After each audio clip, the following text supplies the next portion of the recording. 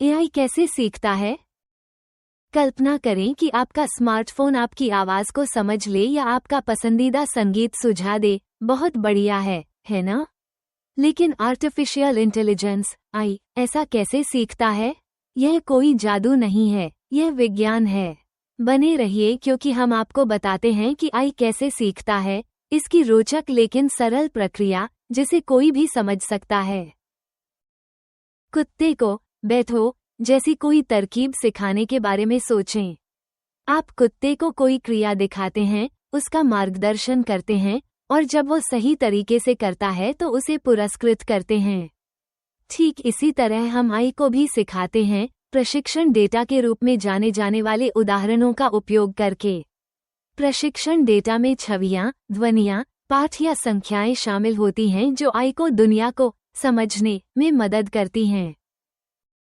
उदाहरण के लिए, आई को हस्तलिखित अक्षर पहचानना सिखाने के लिए हम उसे अलग अलग अक्षरों की हजारों लेबल वाली छवियां खिलाएंगे। जैसे एक कुत्ता अभ्यास और दावतों से बेहतर होता है, वैसे ही आई जितना ज्यादा डेटा प्रोसेस करता है उतना ही बेहतर होता जाता है। इसका मतलब है कि डेटा सेट जितना बड़ा और उच्च गुणवत्ता वाला होगा, आई उतना ही ज्यादा स्मार्ट होगा। आई को सिखाना डेटा को प्रशिक्षित करने के साथ ही समाप्त नहीं होता है। जैसे कोई रेसिपी आपको खाना पकाने में मार्गदर्शन करती है, वैसे ही एल्गोरिदम डेटा में पैटर्न को समझने के माध्यम से एआई का मार्गदर्शन करते हैं। एल्गोरिदम निर्देशों का एक सेट है जो आई को समय के साथ सीखने, अनुकूलन करने और सुधार करने का तरीका सिखाता है। उदाहरण के लिए, अगर आई भाषाओं का अनुवाद करना सीख रहा है, तो एल्गोरिदम उसे शब्दों और उनके अर्थों के बीच संबंध खोजने में मदद करता है। यह एक जटिल प्रक्रिया है, लेकिन इसका लक्ष्य सरल है, आई को सौंपे गए कार्य का मास्टर बनाना। यहाँ कुत्ते के प्रशिक्षण के साथ एक और समानता है, फीडबैक। कल्पना करें कि आप अपने कुत्ते को लाना सिखा रहे हैं।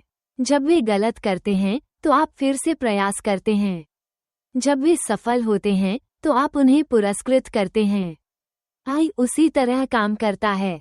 पूर्वानुमान लगाने या निर्णय लेने के बाद इसे फीडबैक मिलता है, चाहे वो सही हो या गलत। ये फीडबैक लूप आई की क्षमता को परिष्कृत करता है, कई पुनरावृत्तियों पर इसकी विचार प्रक्रिया को ट्यून करता है, अक्सर लाखों में। सभी प्रशिक्षण डेटा समान नहीं बनाए जाते हैं।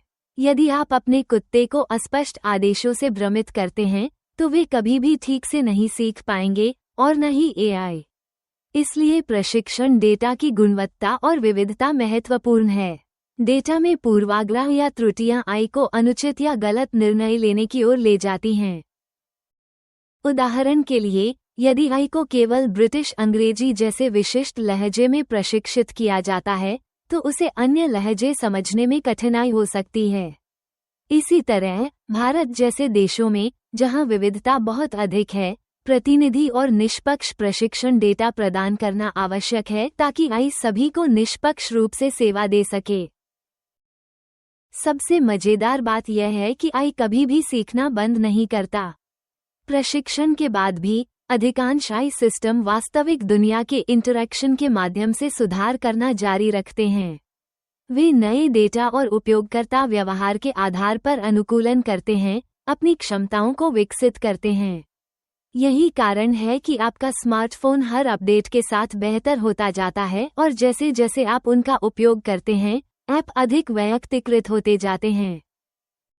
एआई सीखना विस्मयकारी है, लेकिन इसके साथ बड़ी जिम्मेदारियां भी आती हैं। हम एआई को जो सिखाते हैं, वो इसकी उपयोगिता और निष्पक्षता को परिभाषित करता है। एआई को समाज को वास्तव में लाभ पहुंचाने के लिए हमें पारदर्शी एल्गोरिदम, विविध प्रशिक्षण डेटा और नैतिक निरीक्षण सुनिश्चित करना चाहिए। हम मशीनों को जितना बेहतर सिखाएंगे, वे उतनी ही अधिक स्मार्ट और निष्पक्ष बनेंगी।